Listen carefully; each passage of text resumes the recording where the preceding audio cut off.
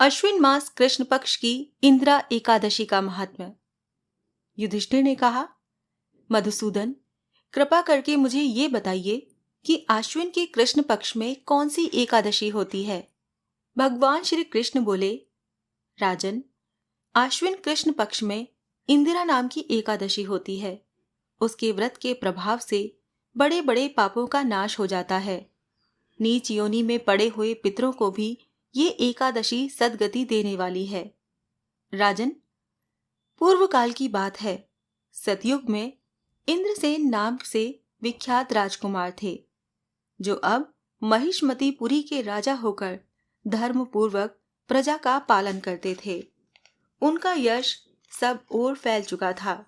राजा इंद्रसेन भगवान विष्णु की भक्ति में तत्पर होकर गोविंद के मोक्षदायक नामों का जप करते हुए समय व्यतीत करते थे और विधि पूर्वक अध्यात्म तत्व के चिंतन में संलग्न रहते थे।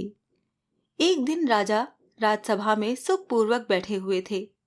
इतने ही में देवर्षि नारद आकाश से उतरकर वहां आ पहुंचे।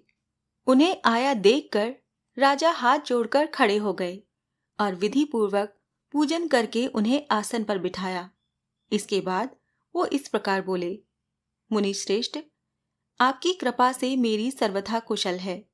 आज आपके दर्शन से मेरी संपूर्ण यज्ञ क्रियाएं सफल हो गईं।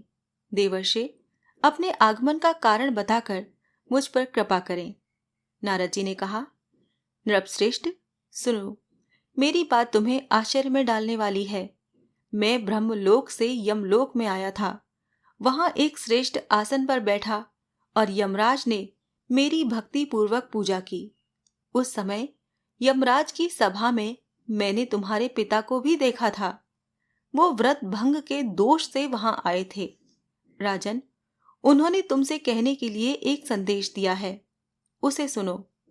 उन्होंने कहा है, बेटा, मुझे इंदिरा के व्रत का पुण्य देकर स्वर्ग में भेजो। उनका ये आदेश लेकर मैं तुम्हारे पास आया हूं। राजन, अपने पिता को स्वर्गलोक की प्राप्ति कराने के लिए इंदिरा का व्रत करो। राजा ने पूछा, भगवन, कृपा करके इंदिरा का व्रत बताइए। किस पक्ष में, किस तिथि को और किस विधि से उसका व्रत करना चाहिए। नारद जी ने कहा, राजेंद्र, सुनो, मैं तुम्हें इस व्रत की शुभकारक विधि बतलाता हूं। आश्विन मास के कृष्ण पक्ष में दशमी के उत्तम दिन को श्रद्धायुक्त चित्त से प्रातः काल स्नान करें। फिर मध्याह्न काल में स्नान करके एकाग्र चित्त हो एक समय भोजन करें तथा रात्रि में भूमि पर सोएं। रात्रि के अंत में निर्मल प्रभात होने पर एकादशी के दिन दातुन करके मुंह धोएं। इसके बाद भक्ति भाव से ये मंत्र पढ़ते हुए उपवास का नियम ग्रहण करें। अद्य स्थित्वा निराहार सर्वभोग विवर्जितः शो भोक्षे पुंडरीकाक्षाय शरणे भवाच्युत। कमल नयन भगवान नारायण, आज मैं सब भोगों से अलग होकर निराहार रहकर कल भोजन करूंगा। अच्युत, आप मुझे शरण दें। इस प्रकार नियम करके मध्याह्न काल में पितरों की प्रसन्नता के लिए शालिग्राम शिला के सम्मुख विधि पूर्वक श्राद्ध करें तथा दक्षिणा से ब्राह्मणों का सत्कार करके उन्हें भोजन कराएं। पितरों को दिए हुए अन्नमय पिंड को सूंघ कर विद्वान पुरुष गाय को खिला दे।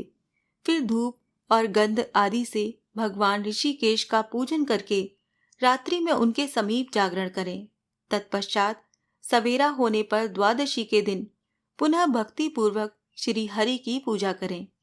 उसके बाद ब्राह्मणों को भोजन कराकर भाई बंधु नाती और पुत्र आदि के साथ स्वयं मौन होकर भोजन करें।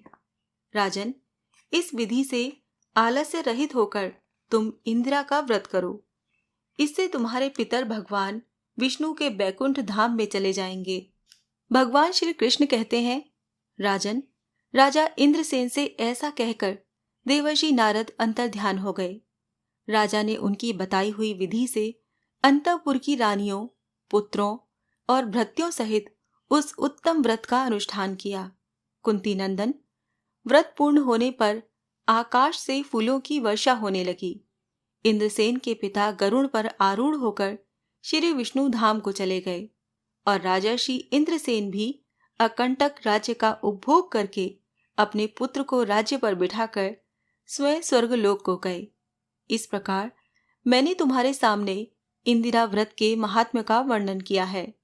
इसको पढ़ने और सुनने से मनुष्य सब पापों से मुक्त हो जाता है।